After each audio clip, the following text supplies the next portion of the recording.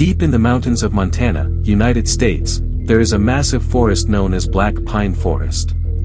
The place is so large that even experienced hikers can easily get lost if they wander too far from the marked trails.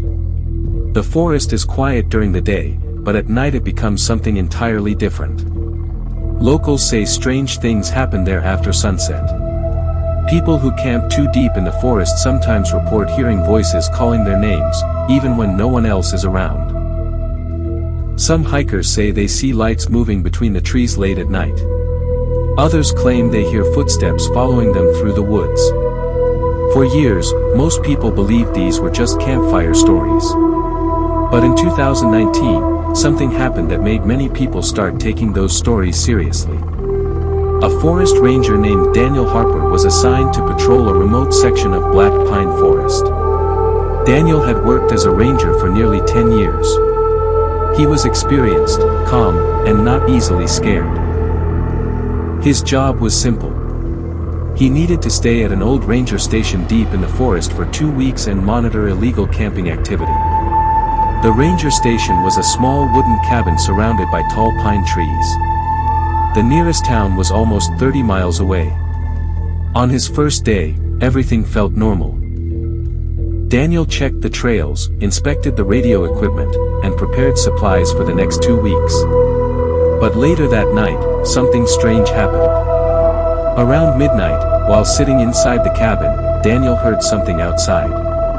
At first it sounded like footsteps moving slowly through the forest. He grabbed his flashlight and stepped outside. The forest was completely dark. The wind moved gently through the tall trees, making a quiet rustling sound. Daniel looked around but didn't see anyone. He assumed it was probably a deer or another animal walking nearby. So he went back inside the cabin. But a few minutes later, he heard something again. This time it wasn't footsteps. It sounded like someone whispering.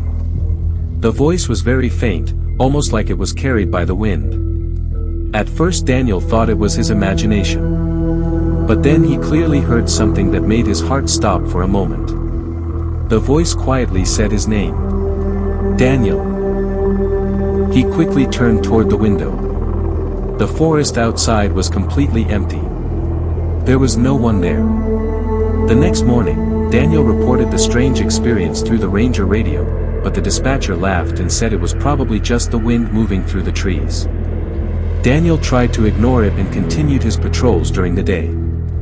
But that night, something even stranger happened. Around 2 a.m., Daniel woke up suddenly. He heard a loud knocking sound coming from the cabin door. 3 slow knocks. Knock. Knock. Knock. Daniel grabbed his flashlight and walked toward the door. "Hello?" he called out. There was no response. When he opened the door, the cold night air rushed inside. But no one was standing there. The forest was completely silent. As Daniel was about to close the door, he noticed something unusual near the tree line. About 50 feet away, between the tall pine trees, he saw a figure standing perfectly still. The figure looked like a person. But something about it felt wrong. It was too tall. And it wasn't moving at all. Daniel raised his flashlight and pointed the beam toward it. The moment the light touched the figure, it disappeared. Not like someone running away. It was simply gone. Over the next few nights, the strange events continued. Daniel kept hearing whispers outside the cabin. Sometimes he heard footsteps circling the building. Sometimes the cabin radio would turn on by itself, producing nothing but strange static. One night, while checking the trail cameras placed around the forest, Daniel discovered something disturbing. One of the cameras had captured a strange image. In the middle of the night, something had walked past the camera. But the shape was unlike any animal Daniel had ever seen. It looked almost human, but its limbs were unusually long. And its eyes reflected the camera light in a strange pale glow. Daniel reported the image to the ranger office in town. But before anyone could investigate, something happened. The radio signal from Daniel's station suddenly stopped. The next morning, another ranger named Lucas drove into Black Pine Forest to check on him. When Lucas arrived at the cabin, the door was wide open. Daniel's equipment was still inside. His flashlight was lying on the floor. But Daniel Harper was nowhere to be found. Search teams spent 3 days combing the forest. They found no tracks. No signs of struggle. No clues.